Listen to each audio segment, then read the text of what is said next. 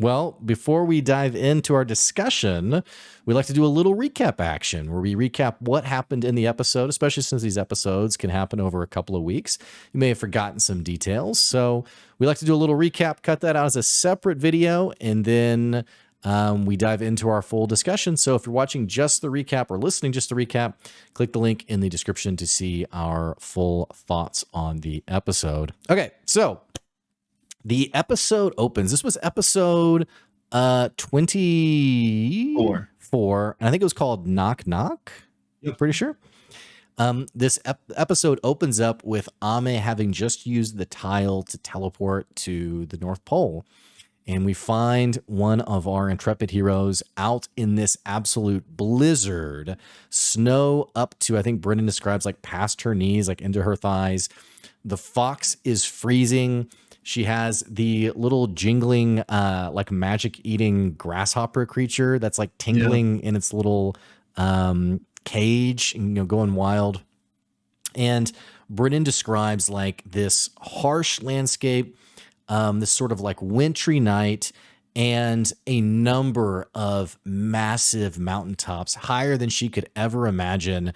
And Brennan even implies that Ame even wonders, could this be not just the highest mountain she's ever seen, but could this very literally be the highest points in the entire world? She begins traveling to that mountain range. She steps through what appears to be some kind of magical barrier, where as soon as she steps through it, the blizzard becomes much less harsh. And she surmises this is some kind of like magical force protecting the domain of the Witch of Wind and Stars. As she passes through here, she is greeted by a polar bear. This polar bear, which, you know, seems like a fuzzy little fun creature. This is Costa, known as the Eternal Unbeloved, the walker and watcher, and the familiar to the Witch of Wind and Stars. Costa has come to escort Ame to essentially the throne of this witch, and eventually they make themselves to the base of one of the mountains, and Costa offers a gift to essentially ferry Ame up this bridge to where she can meet the witch. In return, Ame offers a gift of her own. She offers some saltwater taffy, I think like a watermelon flavor of it, and Costa's like, I'm good, thank you though. Doesn't want it. But one of the ice fairies pops up that we saw in a previous episode and gobbles it up. As Ame ascends to the top of this mountain, Brennan describes it being so high that Ame almost can't even fully catch her breath. Not only that, this is a sight to see of endless towers. Brennan describes at least 10 different keeps that are seen, and it's finally at the very top that these two massive doors open, and the Witch of Wind and Stars steps out. This is Indri. Brennan describes her as being this woman of incredible beauty, demanding a deep sense of reverence, pale white skin, red lips, a staff in one hand, and Ame has to make a wisdom saving throw lest she fall in love immediately. And she is successful in this saving throw. It's a very fun scene, by the way. Aabria is just like losing it with how cool Brennan is describing everything. The music is incredible. And essentially, Ame steps inside and begins having this conversation with Indri to get a sense of the events to come. They exchange kind of like this ceremonial like goblet and snack with one another. And Indri offers a cheers and says, to having our breath taken away in the best of ways. A little bit of a cryptic little line there. And Ame notices that as Indri talks about her own experiences with Grandmother Rin, that Indri doesn't actually call her Grandmother Rin. She just refers to her as Rin. And it leads Ame to wonder exactly how old is Indri. Indri asks about Ame's retinue and says basically like, hey, it's understandable for the witches of the world to travel here and bring their retinue. You had a retinue. Where are they? And Ame explains that they had that Ursulon and Suvi had their own things to take care of, that they're not here presently, but she does have her fox, her familiar. Indri asks, what's the fox name? And Ame says, this is the fox of the forest and shrine. A very untraditional title, but the fox owns it nonetheless. Indri sort of, again, it's a bit uncertain what she's thinking, but she basically says, like, well, that's okay if you don't have a retinue. Like, other people will be arriving shortly with their retinue. And Ame says, like, well, mine are coming. They will be here. And Indri's like, oh, okay, that's very interesting. The conversation is interrupted when a spirit arrives by the name of Aura. And Aura basically says to Indri, my lady, there is a ship of the Citadel fast approaching, presumably Suvi's ship approaching. We cut away from there to a land far away, the forest of Gauthmai, where we find Ursulon having a beautiful family reunion with Kalaya and Kalaya's family. There are a number of people present. There's Kalaya herself, also her 3 kids, her 2 daughters and her son, their spouses, and then their kids as well.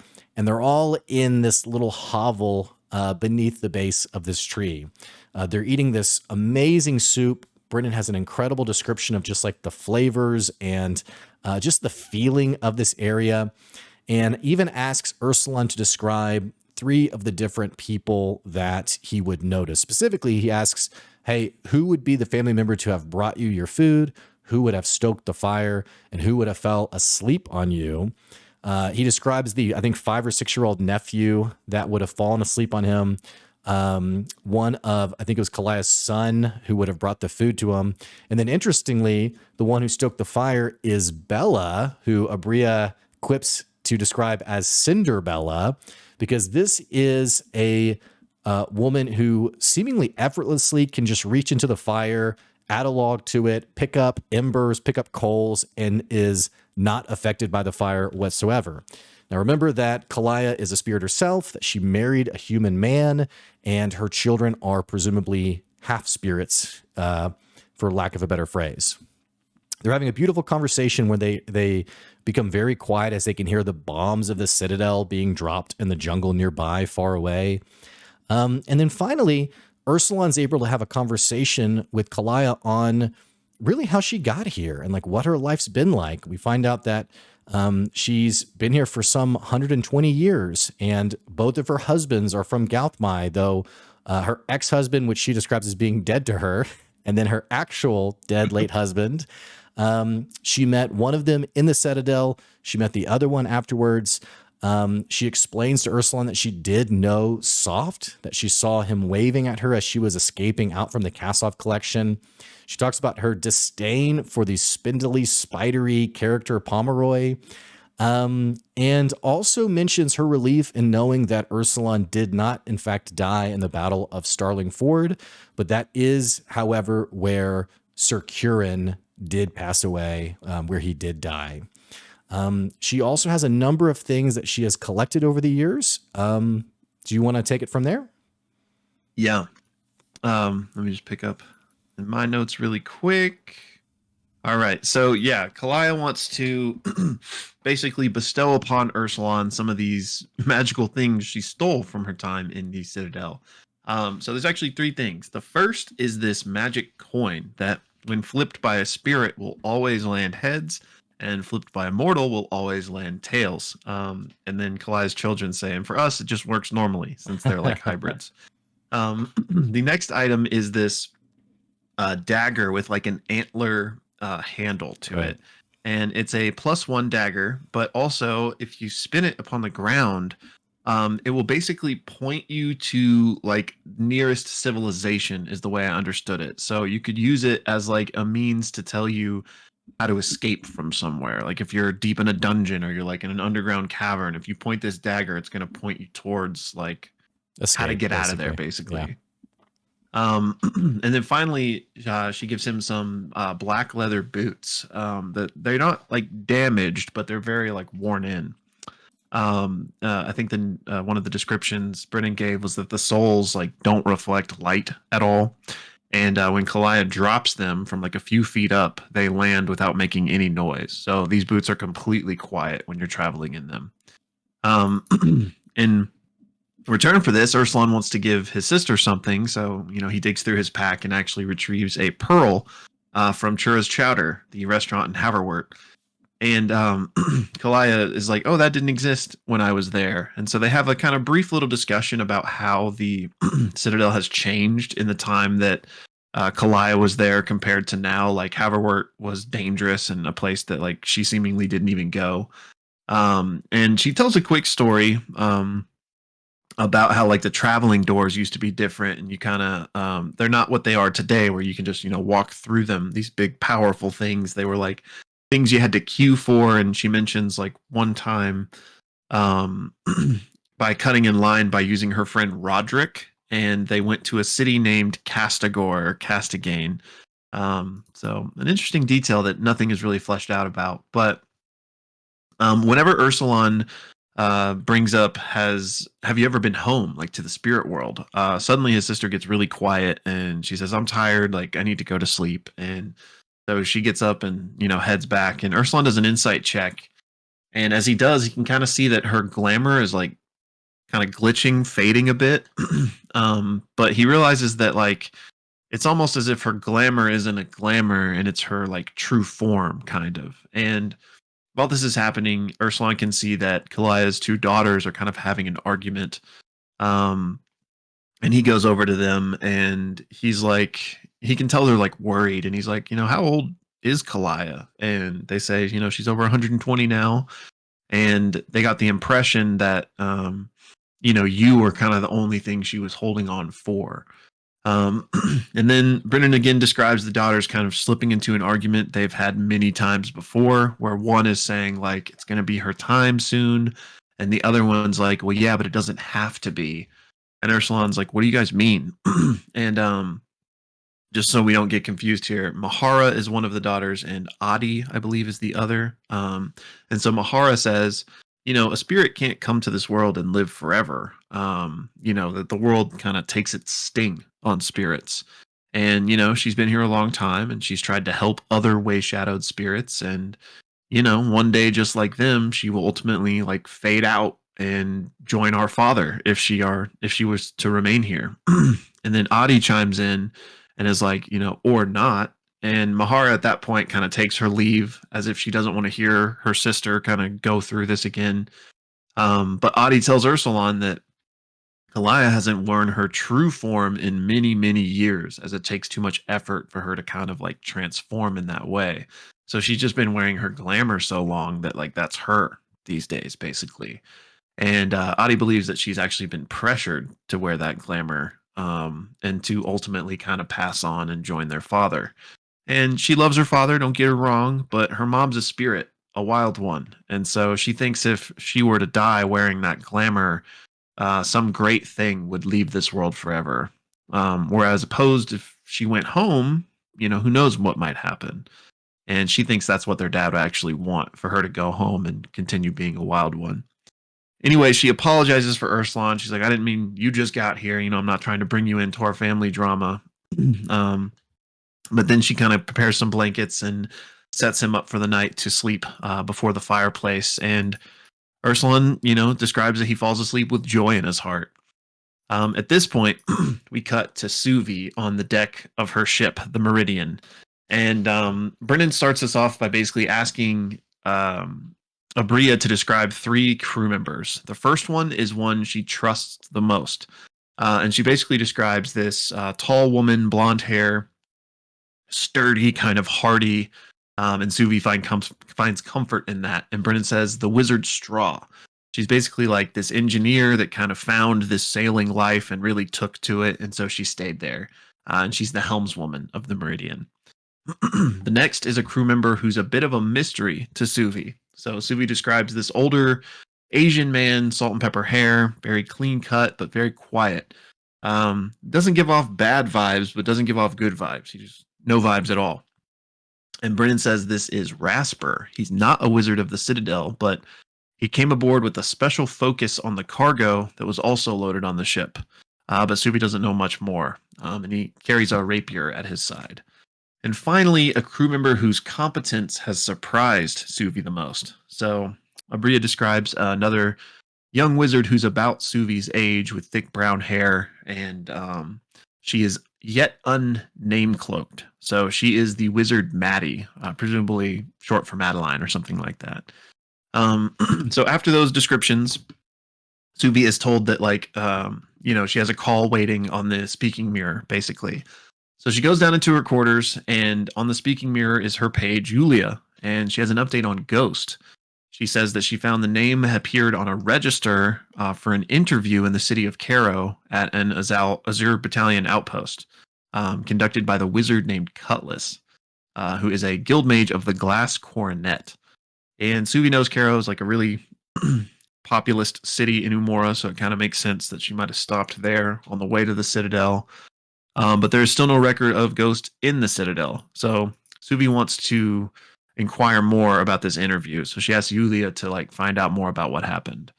That call ends, and immediately another one comes in from Steel. And Suvi can see that she has a telemet with her, which is, if you recall, this device that basically allows the long distance casting of spells. And Steel's like, hey, open that case next to you, where within it is a telemet for Suvi to use. And there's also this little potion and a little hidden compartment in this case. So Steel tells Suvi about the compartment, and inside she pulls out this wooden box. And Steel says, we're going to talk very quickly now as you're approaching your destination. That wooden box is actually a music box. And she opens up, there's a dancer inside and a mirror that's shattered and repaired with silver. And Steel says this is a big opportunity for us, so we want to make the most of it. Witches have an opinion of wizards that we're devious and buffoonish, and when someone underestimates you, don't get in their way. So we have a plan, and then we have a fake plan. So what you're going to do is you're going to put this music box amongst your things. It's magical, but so are a lot of things that you carry, so it should be innocuous. And then you're going to place your hand on this telemat, and I'm going to place a spell on you. A spell that is going to compel you to take a specific set of actions. And then you're going to drink that potion. What the potion's going to do is it's going to make you forget everything I just said. It's going to make you forget the last 10 minutes. She does say, I'm recording this call on my end, so I'll later be able to show you this and you can, hopefully regain these memories. But we're doing this because the witches will be able to read your mind. So if you go into there knowing any type of plan, they're going to be privy to it. But if I put this spell on you that's going to force you to act a certain way, and then we erase your memory, they hopefully won't be able to figure out this plan. So what you're going to do is you're going to go in the castle, find the library, the biggest library you can, place the music box there, open it, try to hide it if you can. And then you need to ensure that somebody sings, somebody not of the Citadel. Any song, any reason, doesn't have to be long, but somebody has to sing. And then you need to go retrieve the music box. Steele does talk about how this compulsion spell will kind of make weaker people crumble. They won't be why do I think I have to do this? And they'll freak out. But she says brilliant minds won't have that problem because they will just manufacture a reason that they think they need to do this. So you're brilliant, Suvi, so this shouldn't be a problem. It's all going to be fine. So that's the real plan. Steele then says we have a fake plan as well. There is a magical scroll on your desk that you're going to get the Witch of Toma to sign, and it basically says you'll agree to be her retinue on this meeting to help her out, and in return she's going to do everything she can to basically advocate for humanity and the Citadel.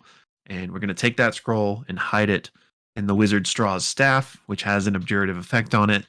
And after you take that potion, fall asleep, forget your memory, you're going to wake up, and I'm going to explain this fake plan to you, and you're going to walk in there believing that that's the real plan.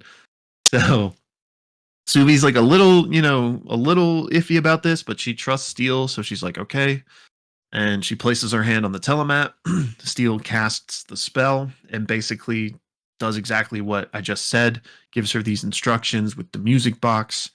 But she does add on the final line of, you will complete this at any cost. which is interesting. The spell has a saving throw, but Aabria elects to not even try to save on it, and so the spell happens. There's a quick little note of Suvi likes to like tap her fingers or tap her foot as like a memorization exercise. And so she does kind of tap her finger as this is happening. And Brennan says that you won't remember like what you're forgetting right now, but you will remember this spell. So if this spell is ever cast again, you'll know it's not the first time it's been cast.